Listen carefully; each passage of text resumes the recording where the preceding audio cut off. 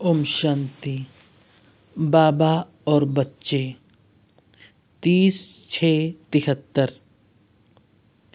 राजाओं का राजा बनाने वाले, जीवन को श्रेष्ठ बनाने वाले, राजयोग सिखलाने वाले, निरंतर योगी, सहज योगी और कर्म योगी बनाने वाले सर्वप्रिय बाबा बोले, ये संगठन कौन सा संगठन है? क्या इस रूहानी पहेली को जानते हो? जान गए हो व जान रहे हो? जान गए हो तो जानने के साथ जो जाना है उसको मानकर चल रहे हो। पहली स्टेज है जानना, दूसरी है मानना और तीसरी स्टेज है चलना।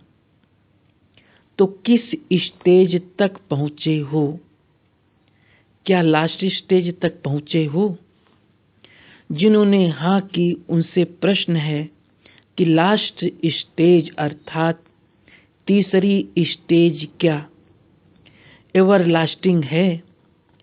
तीसरी स्टेज तक पहुँचना तो सहज है और पहुँच भी गए हो, लेकिन लास्ट स्टेज को अंडरलाइन करके एवर लास्टिंग बनाओ। मैं कौन हूँ? ये अमूल्य जीवन अर्थात श्रेष्ठ जीवन के अपने ही भिन्न नाम और रूप को जानते हो ना? मुख्य स्वरूप और मुख्य नाम कौन सा है? जैसे बाप के अनेक नाम अनेक कर्तव्यों के आधार पर गायन करते हो, फिर भी मुख्य नाम तो कहेंगे ना। वैसे आप श्रेष्ठ आत्माओं के भी अनेक नाम अनेक कर्तव्यों के आधार पर व गुणों के आधार पर बाप द्वारा गाए हुए हैं। उनमें से मुख्य नाम कौन सा है?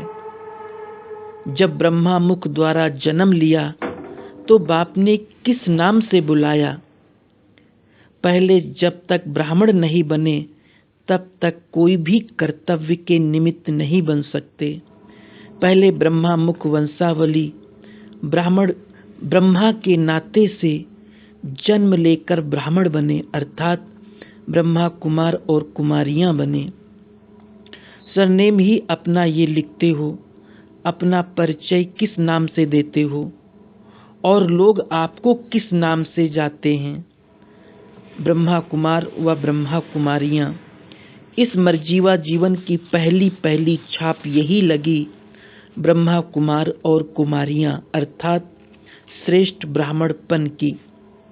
पहले जन्म लिया अर्थात ब्राह्मण बने, तो ये पहला नाम ब्राह्मणपन का व ब्रह्मा कुमारियों का पड़ा, जो तीसरी स्टेज तक एवर लास्टिंग है। एवर लास्टिंग अर्थात हर संकल्प, बोल, कर्म, संबंध, संपर्क और सेवा सभी में ब्राह्मण स्टेज के प्रमाण प्रैक्टिकल लाइफ में चल रहे हो। संकल्प में भी व बोल में भी शूद्रपन का अंश मात्र भी दिखाई ना दे। ब्राह्मणों का संकल्प, बोल, संस्कार, स्वभाव और कर्म क्या होता है ये तो पहले भी सुनाया है। क्या उसी प्रमाण एवर लास्टिंग स्टेज है? वह ब्राह्मण रूप में हर कर्म व हर संकल्प ब्रह्मा बाप के समान है। जैसा बाप वैसे बच्चे। जो स्वभाव, संस्कार या संकल्प बाप का, क्या वही बच्चों का है? क्या बाप के व्यर्थ संकल्प चलते हैं? वह कमजोर संकल्प उत्पन्न हो सकते हैं? अगर बाप के ही नहीं हो सकते तो ब्राह्मणों के क्यों? बाप अचल, अटल, अडोल स्थिति में सदा स्थित हैं, तो ब्राह्मणों का व बच्चों का फर्ज क्या है? लायक बच्चे का फर्ज कौन सा होता है? Follow father. फॉलो का अर्थ ये नहीं कि सिर्फ ईश्वरीय सेवाधारी बन गए, लेकिन फॉलो फादर अर्थात हर कदम व हर संकल्प में फॉलो फादर। क्या ऐसे फॉलो फादर हो? जैसे बाप के ईश्वरीय संस्कार, दिव्य स्वभाव, दिव्य वृत्ति व दिव्य दृष्टि सदा है, क्या वैसे ही वृत्ति, दृष्टि, स्वभाव व संस्कार बने हैं? ऐसे ईश्वरीय सीरत वाली सूरत बनी है। जिस सूरत द्वारा बाप के गुणों और कर्तव्यों की रूपरेखा दिखाई दे, इसको कहा जाता है फॉलो फादर। जैसे बाप के गुणगान करते हो या चरित्र वर्णन करते हो, क्या वैसे ही अपने में सर्वगुण धारण किए हैं? अपने हर कर्म को चरित्र समान बनाया है। हर कर्म याद में स्थित रह करते हो। जो कर्म याद में रह कर सकते, वह कर्म यादगार बन जाता है। क्या ऐसे यादगार मूर्त और कर्म योगी बने हो? कर्म योगी अर्थात हर कर्म योग युक्त, युक्ति युक्त, शक्ति युक्त। क्या ऐसे कर्म योगी बने हो या बैठने वाले योगी बने हो? जब विशेष रूप से योग में बैठते हो, उस समय योगी जीवन अर्थात योग युक्त हैं या हर समय योग युक्त हैं? जो वर्णन में है कर्म योगी, निरंतर योगी और सहज योगी, क्या वही प्रैक्टिकल में है अर्थात एवर लास्टिंग है? क्या कर्म योगी को कर्म आकर्षित करता है या योगी अपनी योग शक्ति से कर्मेंद्रियों द्वारा कर्म करता है? अगर कर्म योगी को कर्म अपनी तरफ आकर्षित कर ले, तो क्या ऐसे को योगी कहा जाएगा? जो कर्म के वश होकर चलने वाले हैं, उनको क्या कहते हो?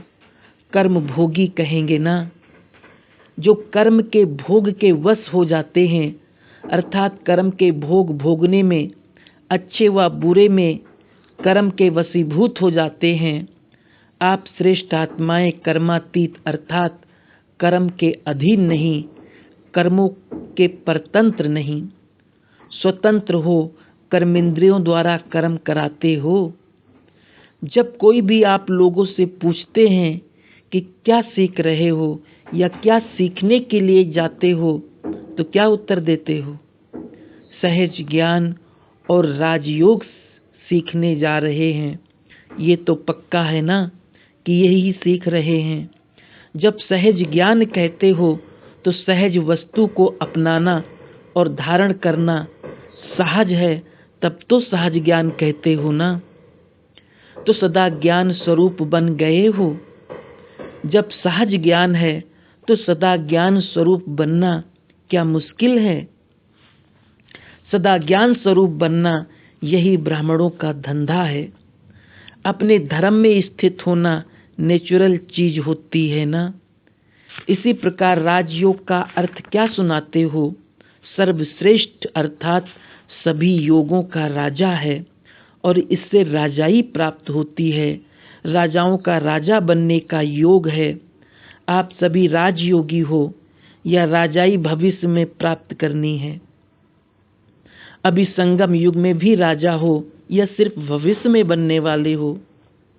जो संगम युग में राज्य पद नहीं पा सकते, वो भविष्य में क्या पद पा सकते हैं? तो जैसे सर्वश्रेष्ठ योग कहते हो, ऐसा ही सर्वश्रेष्ठ योगी जीवन तो चाहिए ना। क्या पहले अपनी कर्मेंद्रियों के राजा बने हो? जो स्वयं के राजा नहीं, वो विश्व के राजा कैसे बनेंगे? क्या स्थूल कर्मेंद्रियों व आत्मा की श्रेष्ठ शक्तियां, मन, बुद्धि, संस्कार अपने कंट्रोल में है, अर्थात उन्हों के ऊपर राजा बनकर राज्य करते हो? राजयोगी अर्थात अभी राज्य चलाने वाले बनते हो। राज्य करने के संस्कार व शक्ति अभी से धारण करते हो। भविष्य 21 जन्म में राज्य करने की धारणा प्रैक्टिकल रूप में अभी आती है। सहज ज्ञान और राजयोग तीसरी स्टेज तक आया है। संकल्प को ऑर्डर करो स्टॉप, तो स्टॉप कर सकते हो। बुद्धि को डायरेक्शन दो कि शुद्ध संकल्प व अव्यक्त स्थिति व बीज रूप स्थिति में स्थित हो जाओ। तो क्या स्थित कर सकते हो? ऐसे राजा बने हो, ऐसे राजयोगी हो।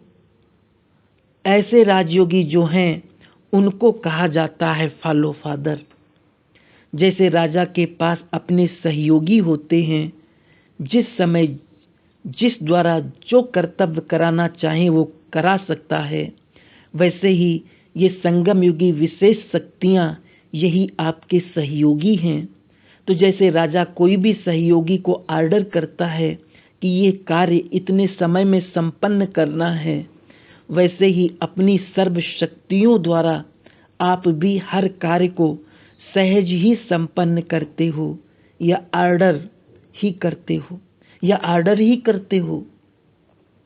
सामना करने की शक्ति आए तो क्या किनारा कर देते हैं? सहज योगी अर्थात सर्व शक्तियाँ क्या आपके पूर्ण रूप से सहयोगी हैं? जब चाहो, जिस द्वारा चाहो, क्या कार्य करा सकते हो, ऐसे राजा हो। जैसे पुराने राजाओं के दरबार में 8 या 9 रत्न प्रसिद्ध होते थे, अर्थात सदा सहयोगी होते थे, ऐसे ही आपकी 8 शक्तियाँ सदा सहयोगी हैं।